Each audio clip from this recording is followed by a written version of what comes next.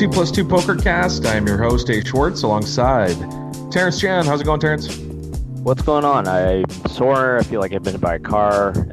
Otherwise, life is normal. I guess that is normal life for me these days. Normal fighting life. And Roscoe P. Coltrane. What's up, Ross? Hi. Nice to be on your show again. Awesome. Love that. Terrence, a little sore from the training sessions this week?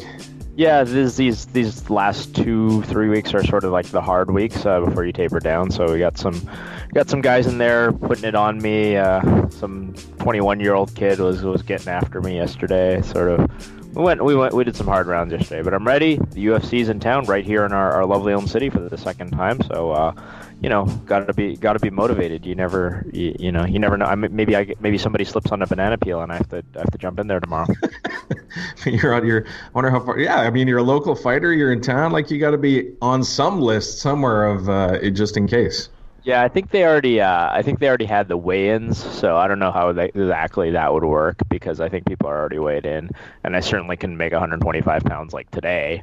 But maybe they would make an exception or something. Thanks to Mike Minkoff, Professional Poker on 2+2, who he does all the video for the UFC or a lot of the UFC events. He's got Emmys. He's a big deal. He's kind of a big deal, and he came through with 4 seats for us. So we're gonna. Yes, you're gonna be head on down. Your first MMA event that doesn't involve me, I would imagine. That's right. Exactly. As far as we know. First non-Terrence UFC event. All right. It's at Rogers Arena, right? Home of the Canucks, I assume. It is. Yeah, looking forward to it. Should be a lot of fun. Yeah, I'm interested to see like the configuration of the layout, because obviously, like, the only thing I've attended in that building are hockey and basketball way back in the day when we had a basketball team. I assume you've been to some concerts and stuff. Maybe it'll look like that. Yeah, they for concerts they cut off about a third of it, depending on the band. But I guess I don't really know how they're going to do it. They probably have it in the ring in one corner, I would think. So at least part of the seats will be really good, because if you have it in the middle, of course, then you're going to have a bunch of people that are sitting a long way away from the ring. But if you put it in one corner, maybe have a. Oh, I think it'll be in the middle. Yeah, I would think it's just in the middle. I have to think that it'd be in the middle. At least all the MMA fights that I've been to, all the UFC ones have been in the middle. But I got tickets too. I got. I have a friend who works at the UFC, and I got some tickets. Don't know how they compare to yours yet, but once in a while I get to sit ringside for like one fight or something like that, and I just sit in some important person's seat, and it's really crazy to sit up close. I mean, you and I are big hockey fans. We talk about what an experience hockey is live compared to on TV, and most of the difference when it comes to hockey is like you just don't realize how fast the sport is when you're watching it on TV, but when you see the guys crashing into each other and you see the puck just being blasted at 95 miles an hour, like if you're up close. I think you and I both not front row hockey guys, but we have sat front row, and like the speed and the pace and the violence is incredible. And MMA is a lot like that too. Like, you just fists cracking into bone, and you can hear it, and you can feel it. Like, it's such a crazy experience when you're like 5 feet away from elite level athletes doing whatever it is they do. And speaking of which, we talked about UFC with Conor McGregor and Diaz on our last show. I didn't see it because I was 1/3 of the same. It was interesting in Canada. So this is one of the big UFC fights, obviously very popular in Canada. On the same night, we talked about the Tragically Hip's Firewall concert. Having both of those events on one. Nobody was doing anything in Canada last weekend. Right. Yeah. I think 1/3 of the country watched the Hip show, and probably 11.7 million people. That's almost exactly a third, and and a bunch of UFC fans. I even had some crossover like Facebook status updates on my page that were like equally impressed with Gord Downey and Conor McGregor and Diaz. Like, they're just like, look at these guys. They're probably multi-TVing, but yeah, nice. A big weekend. Seems like an emotional weekend for you, Adam. It really was. That's what I gathered from these social medias. Yeah, it was. We, me and my boy, we both love the band and traveled and gone to gigs and stuff. So it was sort of tough. It's one of those weird things where it's a guy who's in the process of dying. You get to watch him do his final shows, and it was pretty sad. But his bucket list, he goes out doing what he loves doing, which is exactly really sweet. But hey, listen, Ross, you chose UFC. You were in like a bar. I refuse to watch UFCs in bars if I can help it to save my life. But I imagine you were subjected to some bro action. Lots of bro action, lots of yelling. It was pretty fun. It was so close. It was such a roller coaster. Yeah, it was a great fight. Yeah, it was brutal. It looked like Conor was just going to finish him real early, and then Nate came back with a hellacious round 3. It looked like Nate was just going to take over the fight, and then Conor took over the fight, and then Nate took over the fight. Then they go to the scorecards, and nobody knows who wins. It's high drama at the T-Mobile Arena in Vegas. Was there any doubt, though? Like, I know a lot of people said it was a great fight, whatever, but it sounded like it was pretty clearly that McGregor won, no? I mean, I think most people agree that it was like 3 rounds to 2, but one judge did score to draw. And yeah, I mean, I think a few media people might have scored a draw if you gave Diaz like a 10-8 in the third. He did put it on him pretty good. And so I think, I'll put it to you this way. I've seen much worse decisions than Nate decision. So you really just never know, right? Like, so it's basically like when you've got a guy who you say, whatever, clearly won, it's kind of like, say, like ace king versus queen 10 all in pre-flop, right? Like you're like, yeah, you feel better if you're the guy with ace king, but you certainly don't feel like you're, it might even be like an ace king versus like an ace 5, right? Where you're like, well, I should win, but still got to sweat this one. Unless the fight is just a one-sided drubbing, you really just never have that much confidence in the judges. I'd like to know your take on the conspiracy question that's come about, that if it went to decision in a close fight, do you think that it's so much more in the UFC's interest to have Conor win that second fight, like a huge percentage of the time? I figured as soon as it went to decision, like Conor's taking it, even if it was so close. I think it is in their interest, but I also don't think that they have as much. No, I don't. Long story short, I don't think that there's a big conspiracy. I think, commissions aren't the best things in the world, but I think they are pretty good at, like, not being bribed, not having bribable judges or any sort of crazy shit like that. I mean, if judges are influenced by anything, it's things like crowd noise and, that sort of stuff that really influence judges more than like an actual like white, a stack of hundreds in a white envelopes sort of delivered under the table thing. I'm not really a big believer in that. Yeah. So we've got a smaller show today, and then we're going to do a bigger show tomorrow. We've got we're trying to hook up with Ian, the underground dealer that we had a voicemail from a couple of weeks back, to hear some stories about the New York underground poker scene. It's just difficult getting all of us scheduled at once. Hopefully, we're going to try and squeeze it in tomorrow, along with some emails, some Ross hands, and some other stuff. Today, we're going to get into some, in case you missed it. And some other stuff going on in the poker world, and then sign off until probably tomorrow. There was a lot of reaction, T. I don't know if you saw it, about a lot of our listeners, our discussion last week about VPNing and Sorel, and specific to the VPNing, not the multi-accounting, but people were kind of saying, look, you guys Adam laughs about speeding or talks about speeding, and how is that any different from using a VPN? And one of the Twitter messages I got was, found it hypocritical for you to brag about speeding yet condemn Sorel for VPNing, maybe your own moral universe. Which it got me to thinking, like, is speeding analogous to using a VPN to break a poker site's TOCs? You're breaking the rules when you speed, going faster than the speed limit. Is that the same thing?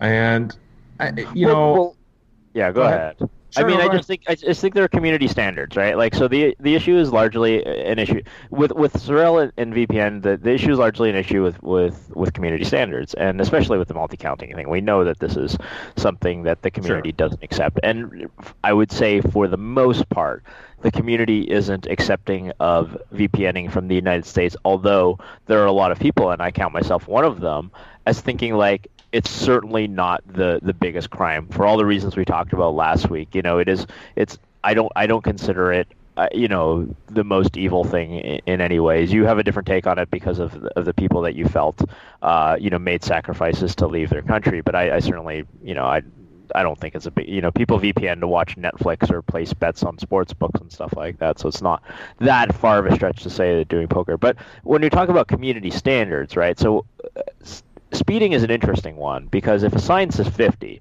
virtually nobody on the street is going 50. Like everybody is doing something between 51 and 65, right? I think that's pretty safe to say. So if it's a 50 zone, I think like people driving over 60 are kind of driving on the high end. They're getting a little bit aggressive. Certainly anybody that's like going over 70, people are like, whoa, what's wrong with that guy? But anybody who's going under 50, it's like, holy smokes, like how blue is your hair? You're expecting to see like a 95-year-old lady who's like peering over the steering wheel, right? Like we don't expect that from anybody except for like semi-trailer trucks and something like that to actually be going the speed limit. So, with respect to community standards, now you've certainly been in a period of your life, I know, where you drive very fast. I think you're probably, if I had to guess, I haven't driven you in a while, you're probably reined in the throttle a little bit. The foot's a little less heavy. So I think maybe you drive faster than the average person, but not dangerously so. Here's what I'll say. So to your point that in real life, when you talk about speeding, and when we talk about VPNing, again, it's like you said, it's the community standards. In real life, what's the issue? Well, the issue is that people are upending their life and moving to a different country, and it's a big deal, leaving loved ones, etc. Speeding, as you said, I've tried. After I got those tickets, I talked about on the show, I drove the speed limit for some time. And I was clearly much more of a hazard on the road than I was if I'm doing... Right. It's 10 kilometers over. If you're doing 10 kilometers under the speed limit, let's say it's 50, or let's say it's 60.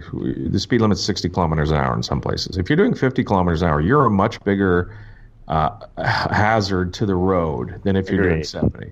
Everybody in real life does 10, even the police, they do 10 kilometers over the speed limit. That's especially if you a ticket. The police will go just fast as they fucking feel like it because they know they can't get tickets.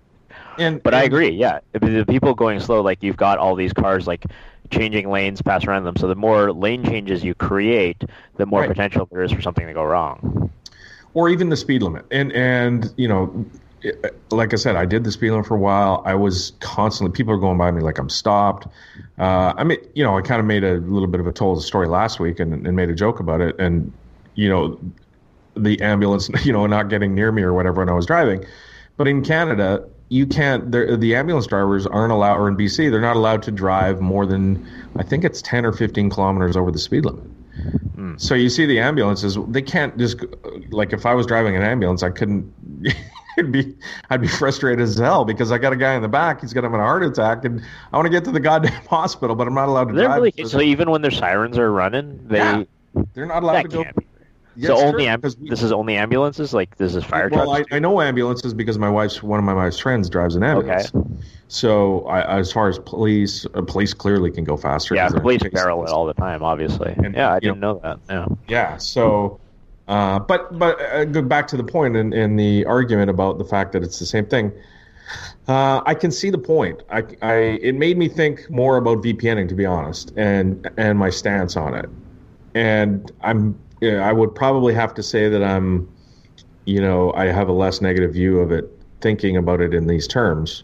But yeah, I don't know. I'm still, I guess, trying to figure out exactly where it falls. It's one of these things that I think there is a certain similarity in that probably the strongest argument for not doing it is getting caught by, Poker Stars or Highway Patrol, and that there are consequences. I mean, there's a strong argument in terms of speeding, too, that you're potentially endangering lives and so on and so forth, but that speaks largely to an issue of how much are we speeding and all of this kind of stuff. So, I mean, they're certainly not analogous situations, but it's certainly like an interesting, and it's a worthwhile sort of moral thought experiment to think about, and I'm glad you put some thought into it. All right, let's get into some in case you missed it. How did he miss the open goal? 6x4, and he comes up 0. Oh no! Oh yes, he missed it. He's missed it! How on earth did he miss that?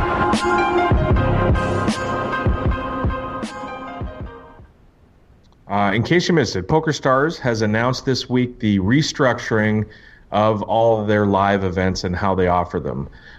So the European Poker Tour, the EPT, the APPT, the LAPT, all the different poker tours they have around the world, they're going to be rebranding them to in different degrees. So the major tours, the European Poker Tour, the LAPT, the APPT, will now be PokerStars Championship Series. The smaller event buy-ins, the UK IPT, the NAPT, IPT, and several others that they run around the world will now be PokerStars festivals, or which ones left that they're actually going to operate and offer will be considered PokerStars festivals. These are tournaments with main events in the $1,000 to $1,500 range, sort of like the World Series of Poker Circuit events, I guess, and how the World Series does it. So you first of all, let's talk about the sort of rebranding of this, Terrence, and splitting these into two. We can talk about why they're doing it. It seems like they're almost making these two different experiences. Like this is a festival. The name in itself evokes like a big party, a Sure. poker vacation type thing, rather than a championship where you're buckled down, you're grinding, you're playing, for a championship. Your thoughts on how they're doing this? Yeah, I always like the name festivals. I think the first place I ever read it was Hendon Mob, which is how they used to classify a festival, because you tend to think of an event and then you might think of like something like EPT Barcelona, that's like an event, but then within the event it'll be like event 1, the €2,500 whatever, PLO, so that's sort of the first place I heard of the idea of festivals. Like you said, it's evocative of some parties and stuff like that. It's also nice for people just to sort of keep track of it. It's a bit of a branding. It's certainly a bit of a branding thing to make things the PokerStars brand, and creates less confusion over things like the UK IPT, which sort of poker players understand is a PokerStars event anyway. Right. And then so they're I'm cool with it. Doesn't seem at a glance, it doesn't seem like the biggest thing, but obviously the really big news is that there won't be something like the annual like the annual PCA or the annual EPT championship. We're going to have these sort of PokerStars championships. Right. Yeah, and I think we mentioned earlier that the news or the rumor had been out that the PCA was no longer after this year. This is going to be the last one. But it seems like they have an issue, and from what I can tell, I haven't been able to find any data on it yet, but the client, the PokerStars client, doesn't seem to be driving the traffic, the online qualifiers to the events as it once was, right? So they have an issue. Do they, some tours maybe aren't as healthy as others, or some events in some tours aren't as healthy as others. But then do you say, do you keep the branding the same and cut some events and, face all that negative publicity about, their PokerStars live events is struggling, they cut this event, this event, this event? Or do they do something like this, where they completely restructure how they offer the tournaments? At the same time, they can also do this sort of separating casual players from the professional players type thing that they seem to be trying to do with the client as well, right? Pushing people to spins and things like that. So this thing seems to be, killing two birds with one stone, so to speak. I don't know how people are going to take it. Like, do you think a casual player cares what it's called before they try and transfer, the satellite into one of these events? Are they going to care if it's a championship or a festival? I'm not sure, but that might be some of the motivation. Yeah, I don't think.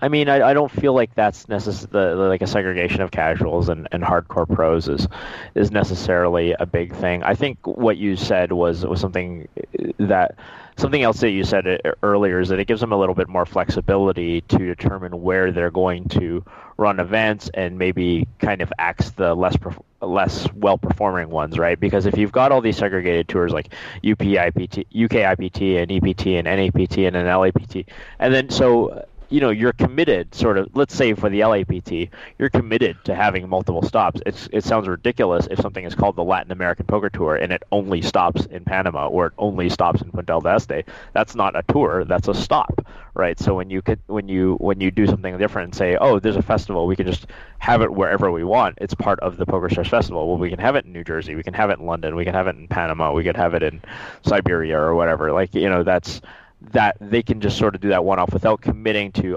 APPT, that means Asia Pacific Poker Tour, so we got to have stops in Korea, and we got to have stops in Macau, and we got to have stops in Sydney, and so on. I think it just gives them probably a little bit more flexibility, and if I had to guess, I have no inside knowledge on this, but if I had to guess, it probably is an indication that PokerStars live events are going to be on the decline over the next couple of years. Yeah, that's the one thing that you look at and wonder. But some of the other things that they can do now, it's going to be cool, I think, from what you would guess that some of the motivation is they can drive traffic to one PokerStars Festival website, right? So if you didn't know that the UKIPT was part, I think a lot of people do, but if you're a casual player and you don't know what the UKIPT is, if it's part of PokerStars tournaments or not, sure, you actually got to go to that website, find the dates, figure out exactly but now you can centralize all of these sort of smaller tours or bigger tours for the championships.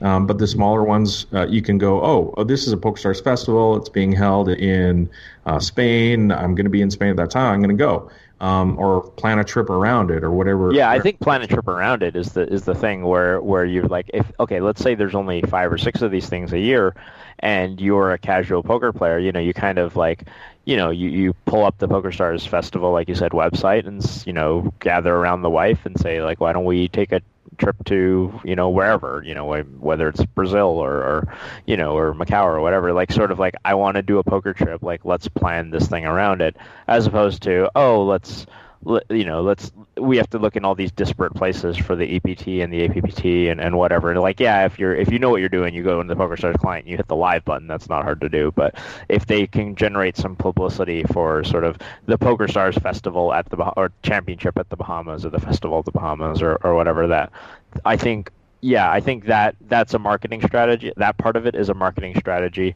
more than an actual real change. Yeah, and the other thing is they could run a Player of the Year around the entire year rather than, a year EPT Player of the Year and LAPT. I mean, you can do that for the championship events. I'm not sure if they would want to do that for the festival events, given that it's more just about kind of going and having fun rather than grinding. But I guess that remains to be seen. They also, again, we talked about it, moving to paying 20% of the field. And again, this is more... That was the big news from last week, the 23% high roller or whatever it was. Yeah. Right. And so, again, this is another change where you look at it and go, along with a lot of changes they made in the client, this is trying to keep money, trying to keep recreational, this is what they're stated anyway, trying to keep these recreational players interested by winning, by cashing. Maybe they don't win the big money, but they can play in another event, and they get 2 or 3 events for their buy-in or 2 buy-ins or rather than going 0 for 3 and just hating multi-table tournaments.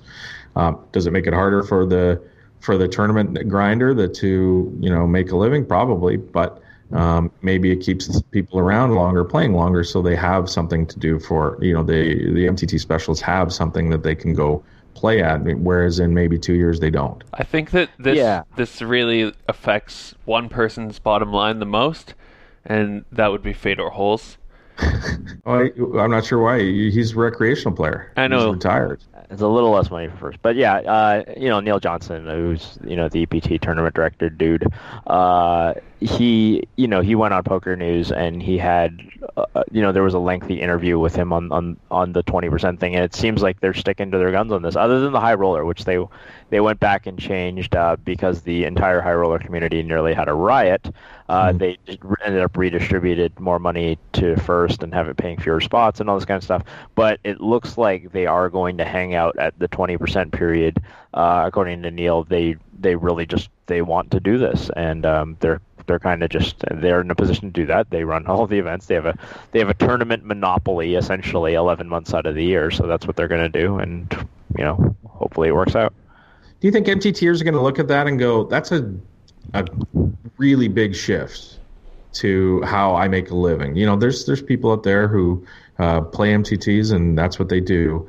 And do you think they're going to look at this and just go, that's a huge shift? I don't think I can continue to be an MTT only player. I can't just make a living playing MTTs anymore. I think I don't think so. And the reason why is I think the mathematical impact on the EV probably isn't as high as we think it is. I'm guessing in an era where like everybody's quite, I mean, not everybody's quite good, but like the games are definitely tougher. And my guess, and I haven't done any modeling on this, and maybe there are people out there who have, and that they can correct me if I'm wrong. Like if you've done some modeling or if you've done some simulation on this stuff, and you can demonstrate or at least hypothesize that your EV per buy-in is much, much, much lower, then I'm open to looking for that. But I don't think that that's probably going to be the case. I think it'll reduce the top players' EV some, but it will probably increase the EV of a lot of mediocre players. And a lot of the people who think they're really great players are probably, to some extent, above average mediocre players. And they will barely be harmed at all if in fact, maybe even improved. And maybe it gives those mediocre players more time to, work on their game. Like, let's say, a mediocre player starts playing and he bricks 10 events in a row. He doesn't get a chance to ever improve and be one of those guys that, we shine the light on, right? I mean, maybe he just goes and does something else with his life, and which is completely reasonable. But if you have a 20%, 20 whatever it is, 20% payout structure where that guy can cash a few times, maybe he banks in an event he wouldn't have, and now really works on his game and gets better and better and better. Like maybe that, for the long-term health of the industry, we get people hanging around longer. Yeah, that's obviously the idea. That's why they're doing it. I mean, Neil can go and talk about this and that, but at the end of the day, it's about keeping people in action, because that's how their bread is buttered. And so, yeah, I mean, there may be that spillover effect that some of these mediocre and marginal players end up being able to hang around longer. That's their whole point. I think exactly what they're doing is exactly what you just said. Speaking of mediocre players that are banking, some guy named Federer Holtz took down the 25K high roller in Barcelona. 2 weeks after retiring, he takes down the event for 1.3 million. What is like 38th $1 million or plus $1 million bank in the last 8 months. I mean, the guy is on fire. It's ridiculous the run he's on. I think the last time we chronicled a little bit how he ran really well in tournaments, but I mean, this is getting crazy now. Yeah, and we'll see how long the current iteration of this retirement lasts. I'm kind of done talking about retirement. Poker retirements. So yeah. It's ridiculous. There's no point talking about retirements in poker. You don't have to make an announcement that you're retiring. All you have to do is not show up to poker tournaments. I know. Until Fedor Holtz goes multiple months without showing up for or logging into internet poker right. or on internet or live poker tournaments, then I don't care. Like the story is obviously that he's a great player and that he is really one of a kind player in our generation. Just a fantastically skilled no limit player. But yeah, I'm done talking about retirements, quote unquote. Speaking of coming out of retirement, Gus Hansen is back playing online at Stars on his Broke Ski account. He's playing 200, 400, Omaha 8, and some other mixed games. Of course, I think he's down to, I want to say 13 million or something lifetime online. So when do you jump into that game? Yeah, no kidding. Well, I think I got some rust as well. I've been away from the Omaha 8 or better for a little while, so I don't think I'll be jumping in it anytime soon. Plus, it's head up. It's a different sort of Omaha 8 or better changes so much based on. I want to say it changes more than any other game, but I could be wrong. My first inclination is Omaha 8 or better changes with each less or additional player more than any other game. Right. It's vastly different 3-handed to 6-handed. So, and I could be wrong. I'd be interested to hear what people think about that. But, no, I'm not going to be jumping and playing Gus mano a mano anytime soon with the 200-400 game. But I thought it was interesting that he's back. I mean, we talked a lot about it. Gus even talked about it. Daniel Negreanu, of course, who has been playing in the big game in Bobby's room, tweeted out a picture of 70s porn star Gus with his stash. It was pretty funny. I don't know if you saw that too. Plus, he's lost a lot of weight too. He's looking pretty thin. I don't know if he's gone vegan or what he's doing with his health, but he's definitely looking pretty thin with his chiseled his facial features. I thought that was funny. But back online playing, and I wonder if it was going away from online poker and poker in general, going to play backgammon and running the bankroll up so I can jump back in and playing poker, or if he just kind of wants to play again. Well, yeah, I mean, he almost seems like he has to run the bankroll back up to some extent, given that we know the source of a lot of his income was full tilt disbursements. Sure. And obviously those don't exist anymore. So he must have ran it up in some way or another. I won't speculate or hypothesize on doing what or doing one, but I mean, yeah, it's going to be pretty tough when you're that far out of the game and you want to just take on the best players in the world at their best game, like as he's tended to do for so long. What's up, guys? My name's John Beaupre, and I'm the founder and lead instructor of PLOQuickPro.com. Now, we're the only site that has an entire suite of PLO courses designed by myself, a WSOP champion, and 3-time Supernova Elite PLO Crusher Alien Slayer. Over the past few years, we've successfully taught more than 1,000 players how to master the fundamentals, increase their win rate, and move up in stakes for good. So whether you're a small or micro stakes grinder trying to become a winner for the first time, or you're already a winning player looking to make more money and move up in stakes, and especially if you're a no-limit player looking to make the transition to PLO, we've got the videos, PDFs, and tutorials to help you plug leaks and look at the game in a new way. To learn the guaranteed fastest ways to master the fundamentals, increase your win rate, and move up in stakes for good, visit www.ploquidpro.com/pokercast to get your very own personalized PLO curriculum. Or even better, if you'd like to reach out to me personally, shoot me an email at john@ploquickpro.com and I'll help you find the best courses to fit your game. Good luck. Okay, people, most of the kittens have perished. There are a few left you can save, though, and here's how to do it. Get involved with the Pokercast by emailing your questions, suggestions for the show, or even record a sound clip. Adam will be using the best ones on the air. Well, let's face it, probably the worst ones as well. I can see you there at your computer. Send an email right now. Totally disagree with one of Adam's takes last week? Send an email. Love last week's interview? Email. Want to know how much cash Adam has on him right now? Email. Pokercast@2plus2.com is the address. Ship the funny to Adam today. Hey, poker fans, don't forget about the 2plus2.com digital magazine. Each month, a wide array of poker professionals and media write fascinating articles about the game you love. Want to learn about big blind versus small blind hand ranges? How about optimal Jeopardy daily double strategy? Topics like those and many others are covered every month. Head on over to 2plus2.com to see what the magazine has to offer this month. Let's get into some 140 or less.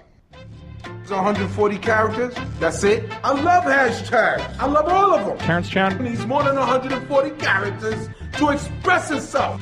140 or less. Steve Ruddock tweeted at Matt Parvis and Tony G. Matt Parvis was having Tony G on for an interview and asking for questions. And Steve's was, who's more honest and trustworthy, bottom 10% of politicians or bottom 10% of poker players? That's a good one. Honestly, I thought it wasn't close. I think the bottom 10% of poker players are more honest and trustworthy. I agree. Because I mean, guarantee you there's no problem. I guarantee it.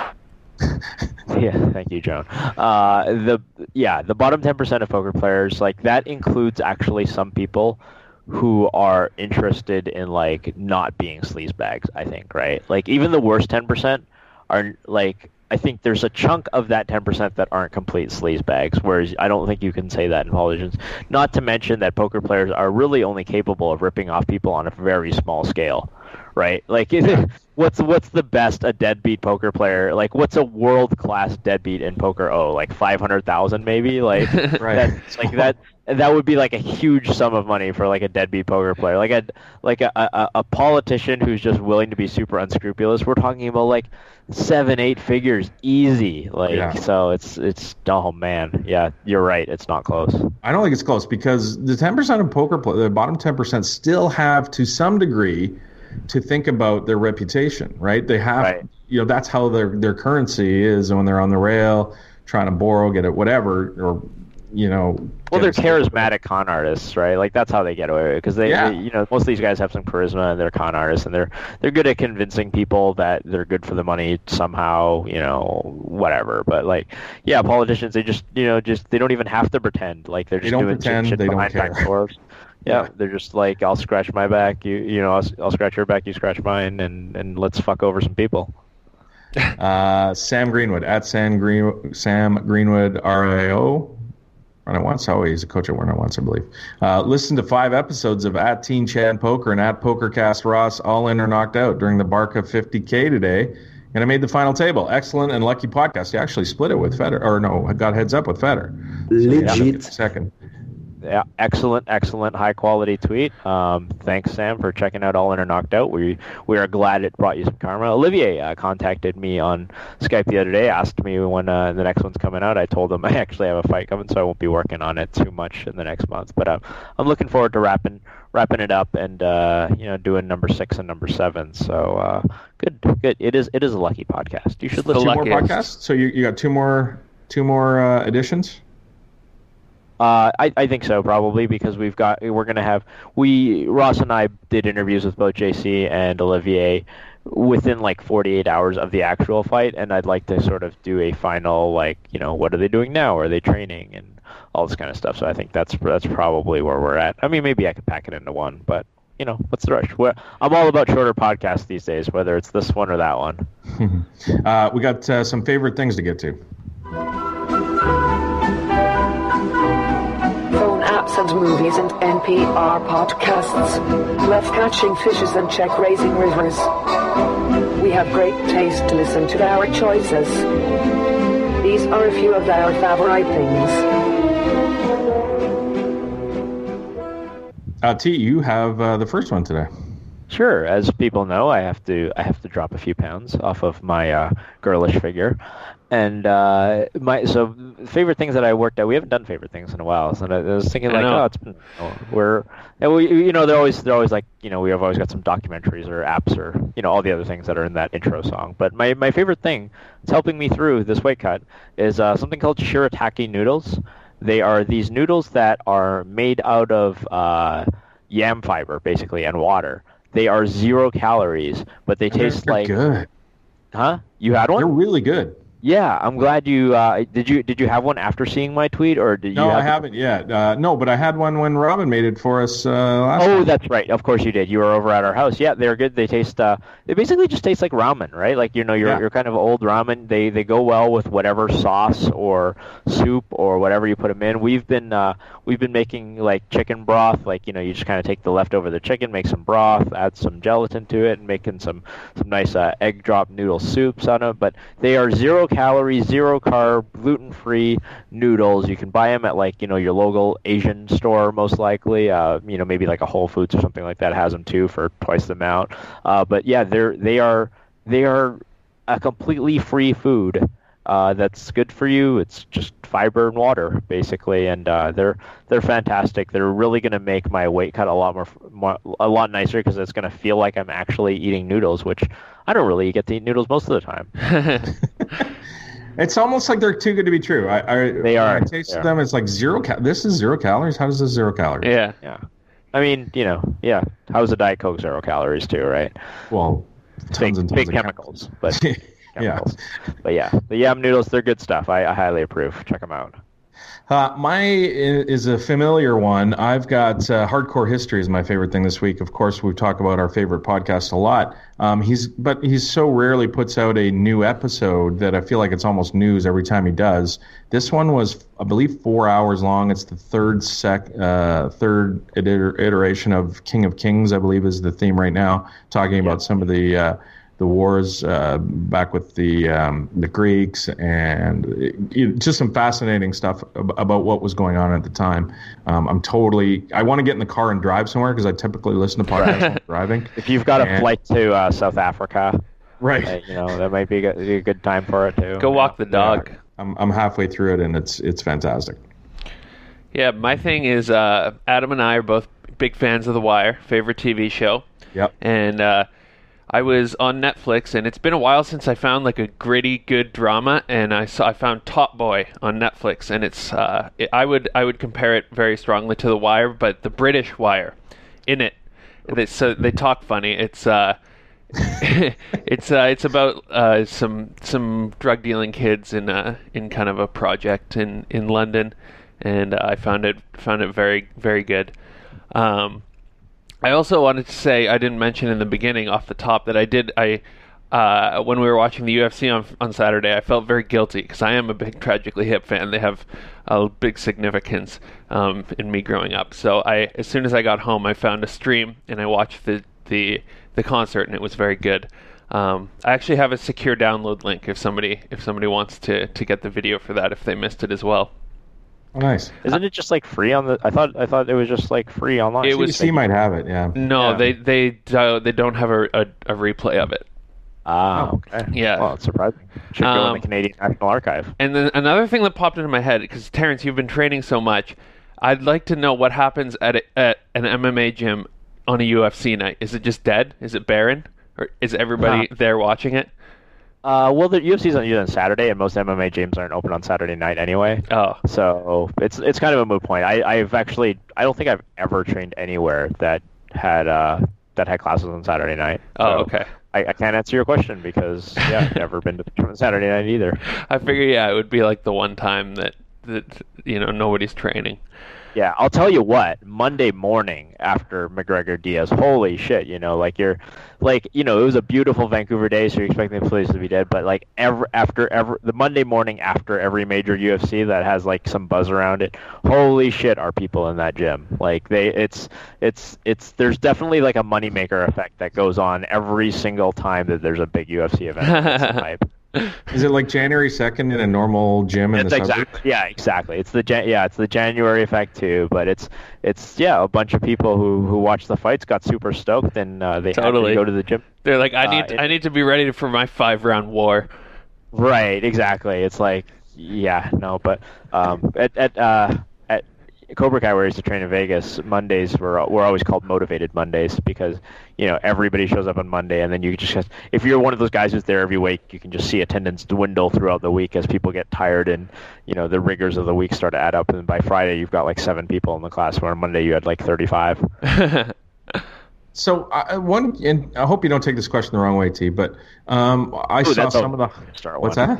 That's always a good way to start a question. Yeah, I watched some of the highlights of the McGregor Diaz fight, and the first thing that struck me was how efficient these guys were at hitting each other in the face, so to speak, and landing punches. Maybe it was a defense thing. Maybe they're both not very good at defense. I don't know, but so many punches landed in the face, and Diaz took so many. It seemed like.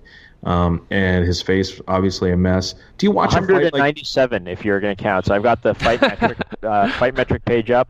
Conor McGregor attempted 322 strikes, landed 197 of them. Oh my god! So I don't know what percentage it is, but a little under 2/3. Nate Diaz connected on 252 out of 435. Wow. So yeah, that's some high volume there. That is a ton of strikes.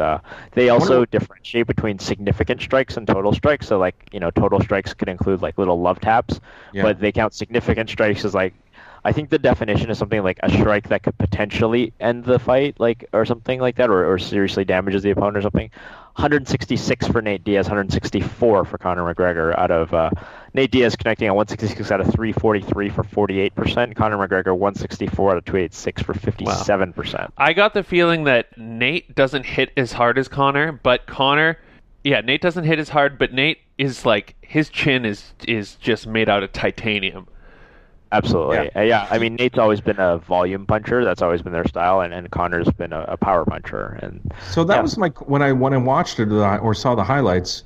One of the things I thought was, does Terrence watch that and go, okay, I could take that much of I could take that much as Nate, or I couldn't, or I could strike that much, or that's different than my style. Do I adapt my like? In what context do you watch that? Putting yourself in their shoes, so to speak. I mean, the idea is always that, you want to have good defense. You don't want to get hit 168 times, but that's what you prepare for. I got hit a bunch yesterday. I mean, not 100% full power because my teammates aren't going full power on me, and I'm not going full power on them. But I mean, I like to think that I can take a punch.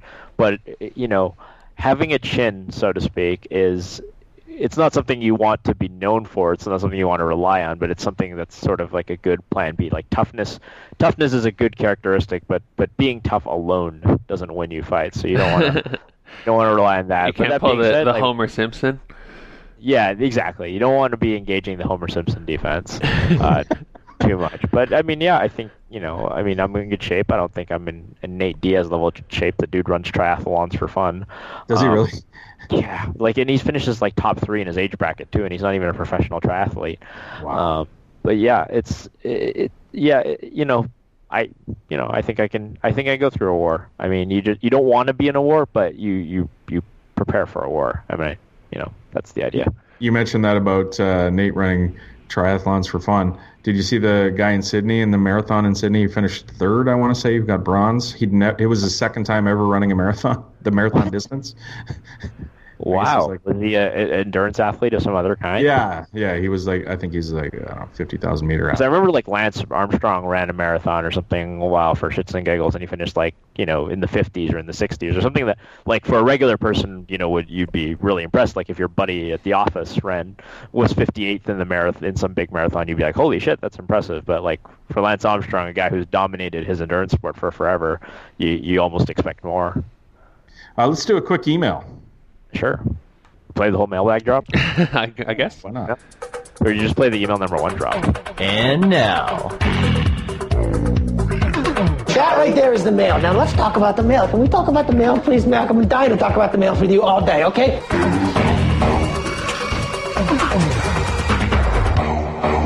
Mailbag. Email number 1. Conrad writes from South Africa. Good day to the greatest podcaster, Adam the Goat Schwartz. He knows how to get an email read, by the way. The best 125 MMA fighter ever from Canada, Terrence, the normal distribution destroyer Chan, and last but definitely not least, Roscoe, the rip it all in on the overtime baseball better Henry. Legit. I love this guy. Now that I ensure my email will be read, I live 13,933 kilometers from Kells.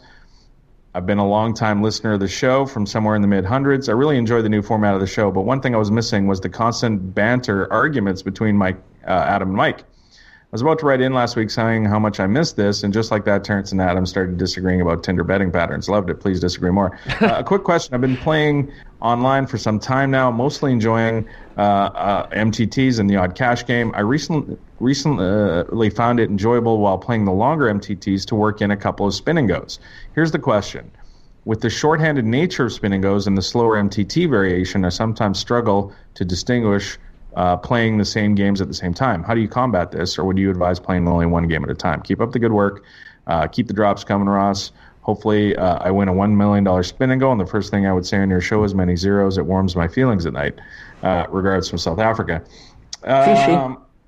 So, first of all, the thing with Mike and I, we disagreed, I think, a fair amount. And Ross will remember that. A couple of times, I don't know if you were there, Ross, we got in full, screaming matches. I wasn't there for that, no. A couple of times it happened. Yeah, we butt heads a couple times. Well, Mike comes from a very different place compared to you and I. I think Mike's always been a recreational player, always has been, and always will be. And he also, so he didn't grow up in the game the way that we did, sort of grinding it out. And he also came from, of course, a sports broadcasting background, which I think is really relevant because in sports broadcasting, you're always trying to create narrative, right? Like there's always this story, it's the underdog team that makes the semifinals or this and that, or this athlete is a talented screw up or whatever. Like there's these narratives that constantly exist, which I think in poker, you try to look for these narratives. And sometimes I found that MJ, looked a little too hard for them because he was wearing his fan glasses, and you guys would talk a lot about who's number one on the Hendon mob or something like that. Whereas I think with you and I, there's sort of maybe this bit more of an appreciation that like who gives a shit who's number one on the Hendon mob, there's some $7 million buy-in tournament that will probably dictate first, and that one alone, but like. Who cares? Like, let them do what they want. Right. You and I, we have a similar background. We've been playing poker for most of our adult lives, I think, in both of our cases. And we grew up around this game. But I miss MJ arguing with you too. But I noticed that when I was a listener with the show, most of the times I would be like, yeah, Adam's probably right on that one. It's funny. A lot of people there. We had divided camps. Some people on the issues that we disagreed on would agree with Mike, and some people thought I was an idiot. Some people thought Mike was wrong. But yeah, no, for sure. And Mike's strength, you mentioned it, was the broadcasting, but also his photographic memory. Like he could remember things that would just blow you away, and you go, wow, how do you remember that? And who finished third in the stud 8 or better in 2012? Yeah. And it's so difficult to, counter a guy like that because you can't ever question him a lot of times. When he states a fact, it's probably true. So one thing Mike was really great at was never letting there be any dead air. Assholes.